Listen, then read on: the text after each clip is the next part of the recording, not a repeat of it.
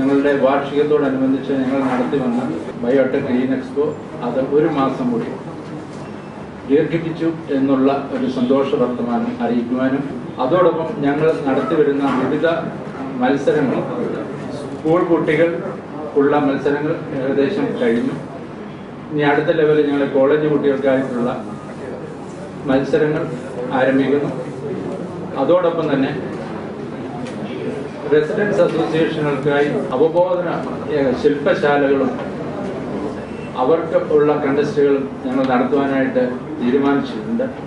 Biotech green expo ഫെബ്രുവരി 28 വരെയാണ് extend ചെയ്തിട്ടുള്ളത്. ഇതിൽ കോളേജ് വിദ്യാർത്ഥികൾക്ക് ആയിട്ട് വിവിധ മത്സരങ്ങൾ സംഘടിപ്പിക്കുന്നുണ്ട്. ഉപന്യാസം, പേപ്പർ പ്രസന്റേഷൻ, സ്ലോഗൻ റൈറ്റിംഗ് തുടങ്ങിയ മത്സരങ്ങൾ കോളേജ് വിദ്യാർത്ഥികളിൽ ഗ്രീൻ എനർജി അല്ലെങ്കിൽ വേസ്റ്റ് മാനേജ്മെന്റും ഗ്രീൻ എനർജി തുടങ്ങിയ സബ്ജക്റ്റുകളിൽ കൂടുതൽ താല്പര്യം ഉണ്ടാക്കിയെടുക്കുക എന്ന ലക്ഷ്യത്തോടു കൂടിയാണ് ഈ മത്സരങ്ങൾ ഇതോടൊപ്പം നടത്തുന്നത്. ഇത് കൂടാതെ തന്നെ റെസിഡൻസ് അസോസിയേഷനുകൾ ഇന്ന് മാലിന്യ സംസ്കരണവും ജൈവ ഊർജ പദ്ധതികളും അതോടൊപ്പം തന്നെ ഓർഗാനിക് വെജിറ്റബിൾ ഫാമിംഗ് മേഖലയിൽ പല നല്ല പ്രവർത്തനങ്ങളും നടത്തുന്നുണ്ട്. ഇത്തരം റെസിഡൻസ് അസോസിയേഷനുകൾക്ക് പ്രോത്സാഹനം നൽകുന്നതിലേക്ക് വേണ്ടി ഒരു ശുചിത്വശ്രീ അവാർഡ് നൽകുന്നതിന് ബയോടെക് തീരുമാനിച്ചിട്ടുണ്ട്.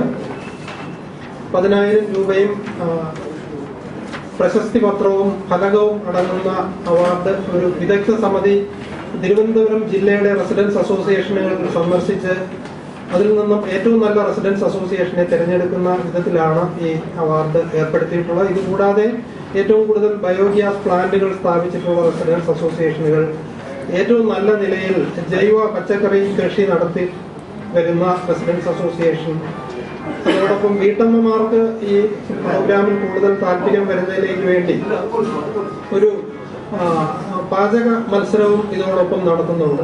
ഈ പ്രോഗ്രാമിലൂടെ എല്ലാം ബയോടെക് ലക്ഷ്യമിടുന്നത് ജനങ്ങൾക്ക് മാലിന്യ സംസ്കരണത്തിലൂടെ ഊർജ ഉത്പാദനവും നടത്തി ഒരു സുസ്ഥിരമായ ജീവിത രീതി കെട്ടിപ്പടുക്കുന്നതിലേക്ക് പ്രോത്സാഹനം നൽകുക എന്നുള്ള വിധത്തിലാണ്.